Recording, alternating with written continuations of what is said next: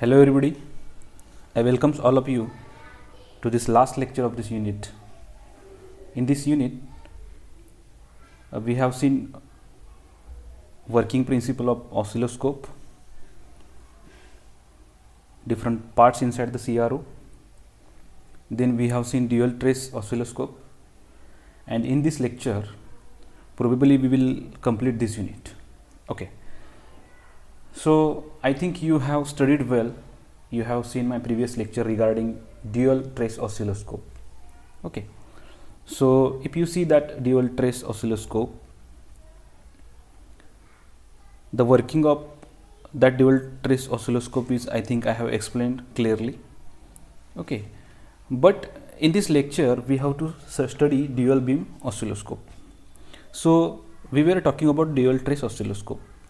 What is the major disadvantage of the dual trace oscilloscope? That you must know. That is, it cannot switch quickly between the traces. Okay, and therefore it cannot capture too fast transient events. So that may be missed, and I think it may be harmful for our system if we miss that when it is getting. Okay.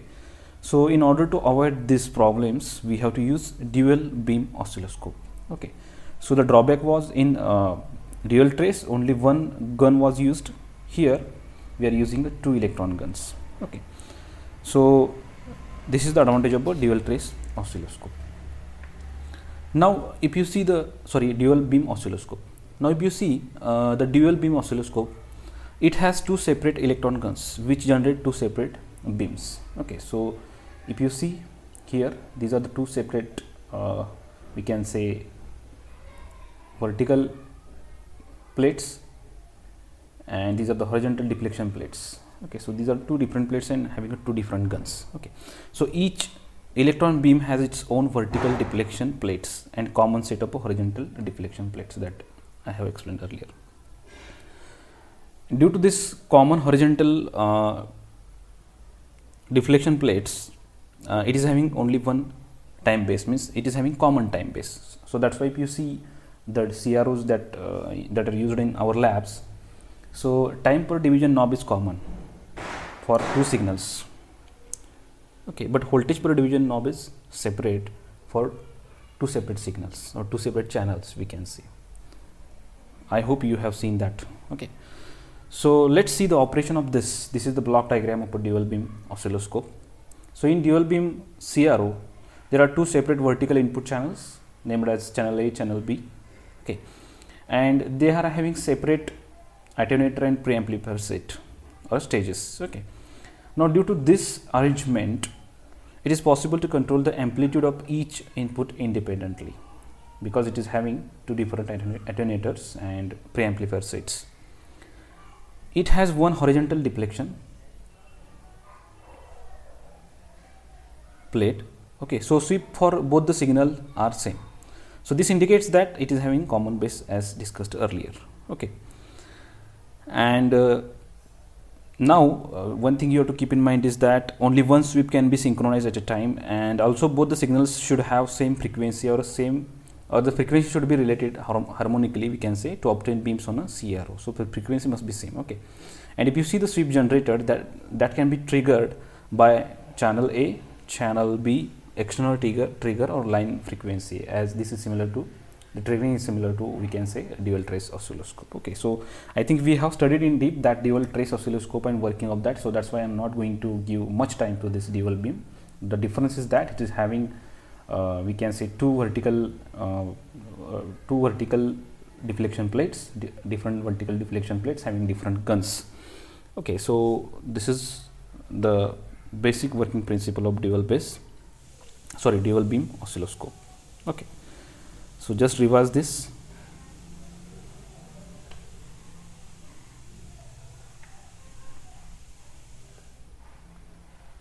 Now let's move forward to next point, that is digital storage oscilloscope. Okay, so now it is very interesting.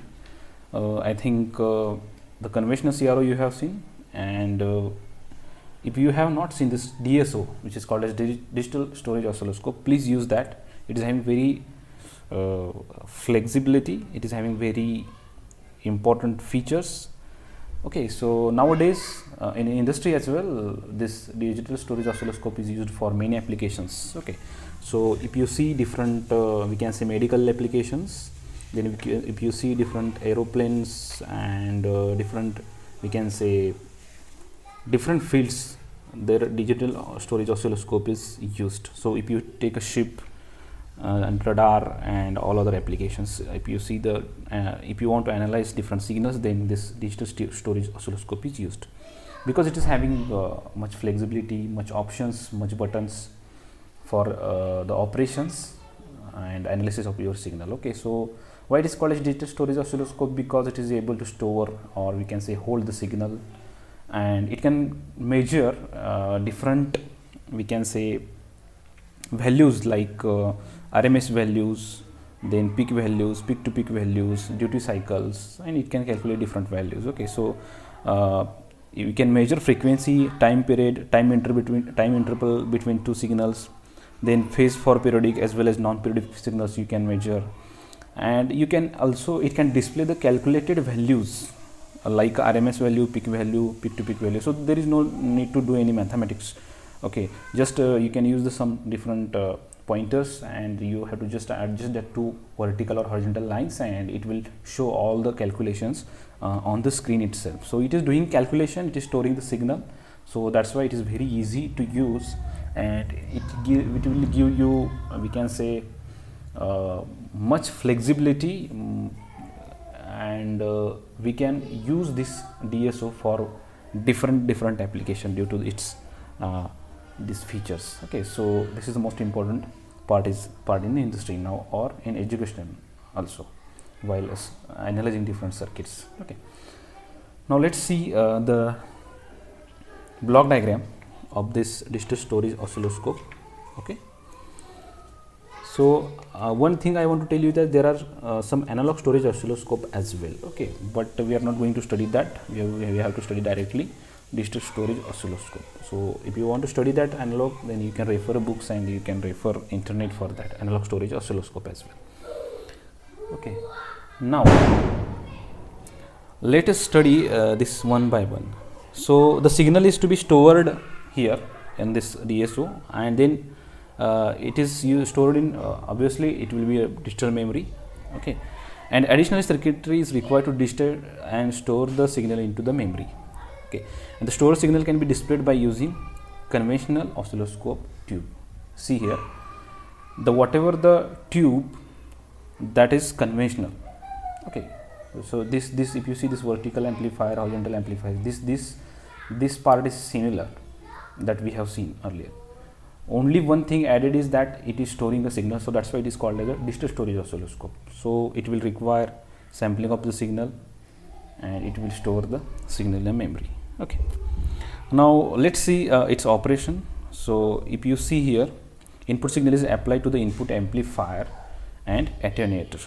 Okay, so then output of this vertical amplifier is connected to the analog to digital converter. Okay, so whenever we are using any analog signal, and if you want to store that signal digitally, then the first thing that you have to do is that we have to convert that analog signal into digital one. Okay, so that's why analog to digital converter must be used over here. Okay, now the main requirement of this A to D converter, that is it's a speed that is very important, because most of the signals are very fast electronic signals having much frequency, high frequency we can say. So that's why speed must be there, and it must be having some good accuracy and resolution as well. Okay, now this digitized output, the output of analog to digital converter, it is in binary form. Okay, and generally we are using successive approximation type of ADC over here in most of the digital storage oscilloscope.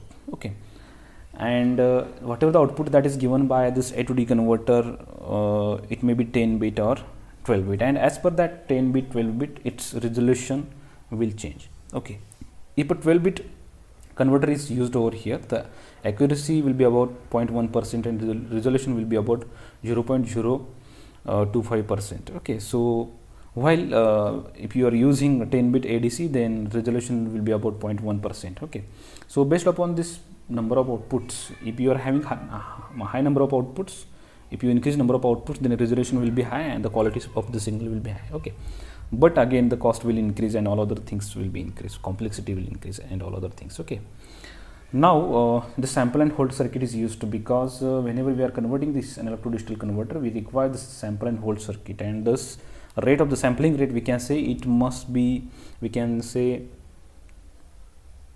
1 lakh samples per second. So it must be as such high.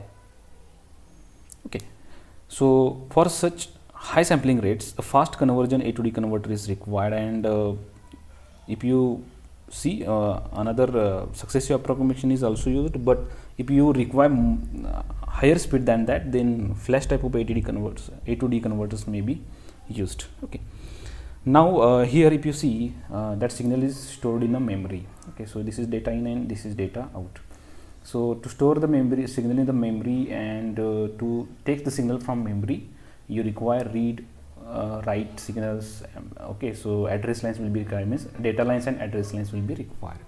So address is nothing but that number given to the memory location, and the read and write can be used to read or to write the signal to the memory. Okay, so I think you have studied this in microprocessor. These are very basics, and for that you may require the control logic. Okay, so timing mode may be there, and timing and control circuit is again most important thing in any processing system.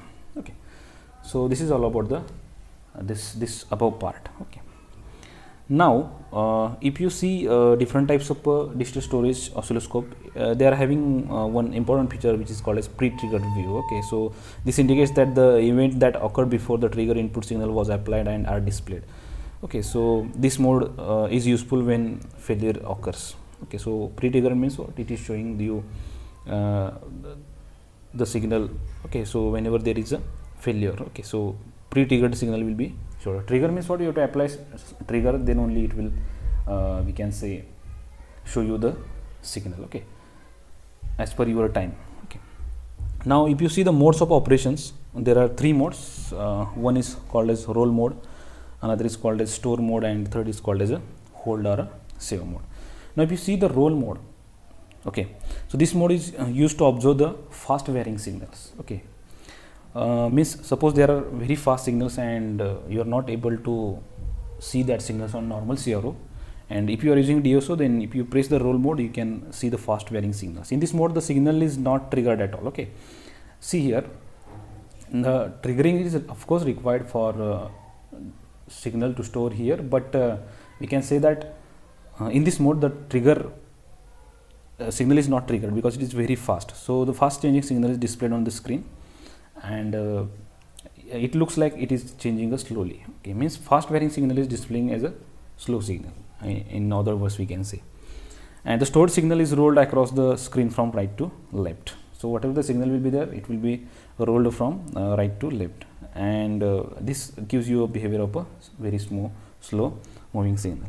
Another mode is store mode. So this mode is mostly used, and which can be also called as a refresh mode. Okay, so once the trigger pulse is obtained, the memory write cycle is initiated. Okay, so as I told you earlier, that is when you give a trigger, then the memory write cycle is initiated. The analog to digital converter converts that input signal into digital code, and the discharge signal is now stored in the memory. Okay, till the memory is full. This is very important. This discharge data is fed into the memory till it is full. Okay, when the memory is full, memory write cycle stops, and digital stored signal is converted back to the analog. Here, see here again, if you see, digital to analog converters are used because the signal is, we have to display that signal, and that is again analog signal, so we have to convert that signal back to analog. So again that signal is converted into analog one. Okay, and then the signal is displayed with the help of the circuitry that we have discussed earlier. So this is the conventional circuitry that we have already discussed. And whenever the next trigger is received, the memory is refreshed again and refilled with the next signal. Means what? Suppose even if that we can say the signal turns off, then also we are having that signal in the memory. Okay, and if a trigger signal stops, then the write signal stops, but the read is continuous, and then digital to analog converter keeps the rereading the contents of the memory and displaying them on the screen as I discussed now. Okay, so this is all about the, we can say, store mode, which is mostly used, which is also called as refresh mode, that you have to keep in mind. Now next mode, third mode, is hold or a save mode. Now the modern signal, we can say, modern digital storage oscilloscope operates on automatic refresh systems. Okay, so they refresh themselves automatically, and when a new signal from the time based circuit is received, then the new contents are overwritten on the old contents. Okay, but if it is required to retain the particular signal in a memory, then overwriting should be stopped. Okay, so this is obtained by the hold or a save button. Okay, when the normal process is that the signal is coming, then the stored in memory till memory is full, and then from again that memory the signal is read, and again it is converted into D2A converter, and it is displayed. And when next signal comes, that old signal is erased, we can say, and next signal is written over there, and again this process continues. But if you want to retain a particular signal in the memory, then we have to stop that next writing cycle. Okay, so that's for that purpose, just you have to press the hold or a save button. So this is also called as hold mode or save mode, and when this button is pressed, then the previously saved signal is locked. Okay, I think it is sufficient explanation that a roll mode, store mode, and we can say hold or save mode. Listen carefully whatever I have explained. Okay, even though I have not added that part on the slide, because I feel that you should listen the lecture carefully. Okay, just you are taking the PPTs and you are reading, that is not sufficient. You must understand this. So that's why I have not we can say I have not added that on the slide, so that you should listen that. Okay, so this is all about the DSOs. So see some specification on the internet, DSO specifications. Okay, so that is your homework, and see the difference between that analog and digital CRO's specification as well. Okay, now let's move forward. Okay, now the next interesting part, that is measurement of a phase using Lissajous pattern. Okay, now on a CRO, after applying the signal in some special modes, you are getting some patterns, and that pattern is called as a Lissajous pattern. Okay, and if you remember, I have told you previously about this Lissajous pattern mode. Okay, so how this mode is obtained? See, this is not a normal mode, because to obtain the Lissajous pattern, we have to use our CRO in particular mode. Okay, so I think we have discussed alternate mode, chop mode, and one more mode I have discussed at that time, and that is a XY mode. Okay, so in XY mode only you will get a Lissajous pattern. So let's discuss about the XY mode first, and then we will discuss about this measurement of a phase using a Lissajous pattern. So if you see in XY mode, the internal sweep generator is disconnected from the horizontal amplifier. Okay, so we know that the sweep generator is internal circuit, and that is connected to the horizontal amplifier. And in XY mode, that is disconnected from horizontal amplifier, the sweep generator, and channel B acts as a horizontal input. Now you know what is the use of the horizontal input. Okay, so the time is we can say time axis information it is handling, or time axis settings it is handling. So this indicates that the signal applied at channel B will decide everything about the horizontal deflection of the spot. Okay, obviously you are changing your horizontal in amplifier's input from sweep generator to that B channel, we can say. Then what will happen here? You will not get the normal voltage versus time graph over here. Okay, so whatever the signal, whatever the diagram that you are getting on a screen, that will be called as a now Lissajous pattern. It will not be normal XY, we can say XY. Obviously you are getting X and Y axis, we have to do something about that, but it is not related to voltage and time. Okay, so let's discuss about this measurement of a phase using Lissajous pattern. Okay, this is very simple. Okay, so once you listen this, you will understand everything about this. One important thing is that please keep in your mind that you have to use your CRO in XY mode. Okay, so now how the Lissajous pattern is we are getting. Okay, Now in this method of the measurement, two sine waves of the same frequency are applied to the CRO. Okay, so you have to take two sine waves of the same frequency and we have to apply that to the CRO. Okay, and you have to operate that CRO in XY mode, no doubt. Okay, now depending on the phase shift that is in between the two signal, the shape of the Lissajous pattern will go on changing. See, depending on the phase shift of the both signals, you have to apply the two sine waves of the same frequency. Okay, and based upon the phase shift in between two signals, you will get the Lissajous pattern, and there are some different patterns that are available that we will discuss here. Okay, now the Lissajous pattern will be an ellipse. We can say if the sine waves of equal frequency but phase shift between 0 to 90 degree are applied, okay, to the two channels of a CRO. Okay, so if you see here, this is the Lissajous pattern for the signals which are having the phase shift in between 0 to 90 degree. So whenever there is a phase shift between two signals is 0 to 90 degree, then we will get the ellipse like this. Okay, and the phase shift, now from this we can calculate the phase shift. So if you see this distance, this from this point to this point, this is B, and from this point to this point, this is what? A. So whatever there is cut over here, top cut at y-axis and below cut at y-axis over here, that is A, and this is, we can say, these boundaries, top boundary and bottom boundary, this is a B. And if you get this on a CRO, there are divisions, you know, and with the help of these divisions you have to find B and A, and if you do the sine inverse of A divided by B, you will get a directly phase shift. So this is the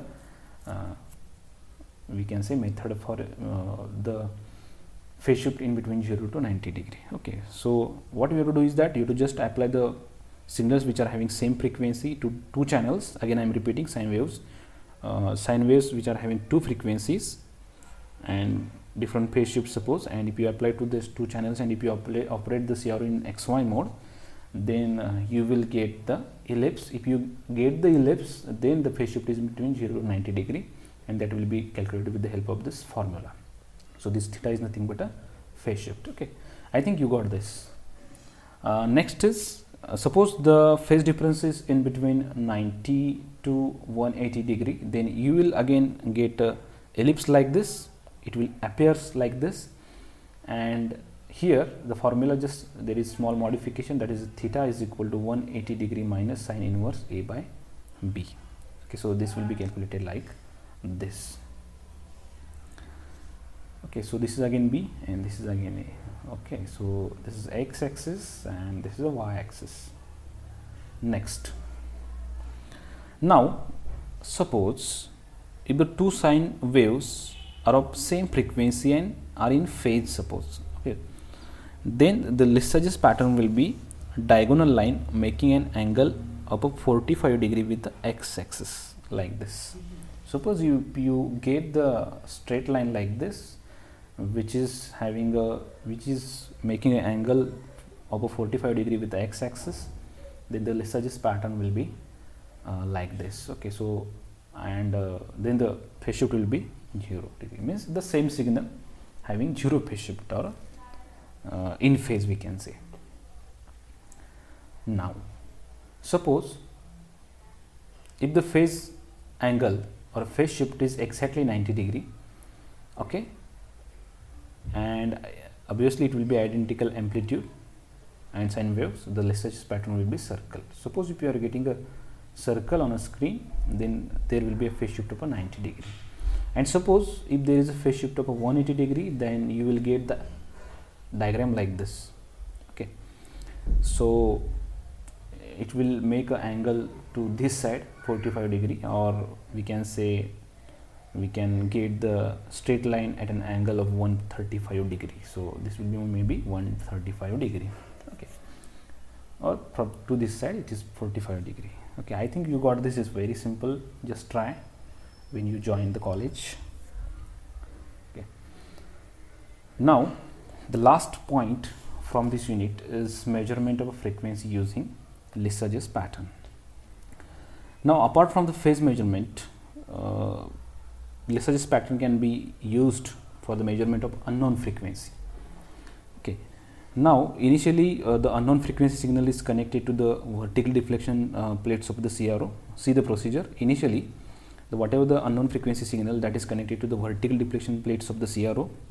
Now, what we have to do is that we have to just switch off the internal sweep generator, just turn off that sweep generator of a horizontal deflection plates, and a standard source of frequency that you know the value of that frequency, that is applied to the horizontal deflection plates. See, repeat the procedure. I am going to repeat the procedure again. Initially, whatever the unknown frequency is there, that should be connected to the vertical deflection plates of the CRO. Then we have to switch off the internal sweep generator of the horizontal deflection plates, and a standard source that you know, the standard source of a frequency is applied to the horizontal deflection plates. Now, the frequency of the standard source is adjusted. Now you have to adjust that standard frequency source until a circular or elliptical pattern appears on the CRT screen or on the screen. When such a pattern is observed on the screen, it indicates that the two frequencies are equal. Okay, but practically I want to mention one thing, is that practically it is not possible to adjust the standard frequency exactly to the unknown, exactly equal to the unknown frequency, but we can adjust that frequency to the multiple or sub multiple of the unknown frequency. That is again important part. Okay, and whatever the Lissajous pattern you are getting, that is a stationary, so don't worry about that. Okay, now suppose two sine waves. Okay, two sine waves are applied to Y plate and X plate of the CRT, and the frequency applied to Y plate is twice than the applied frequency to the X plate. Then Lissajous pattern is obtained with the help of this ratio. So this is Fy divided by Fx, which is equal to number of horizontal tangents and number of vertical tangents. So let me explain this. What is a tangent? Okay, now here if you see this diagram, in this diagram it is shown that voltage, let's see first this.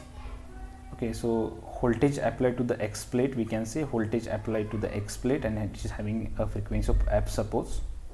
Okay, and suppose you know the frequency of this. Okay, and suppose voltage applied to the Y plate will be having, suppose, frequency as a 2f, but you don't know about this. Okay, and you adjust this frequency, suppose, to get some diagram. Okay, and suppose if you get the diagram like this. Okay, so suppose you are getting a Lissajous pattern like this. Okay, now if you see here,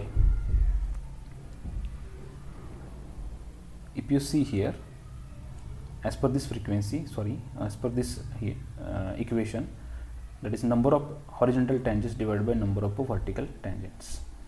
So if you see the number of horizontal tangents and number of vertical tangents, then you will understand this.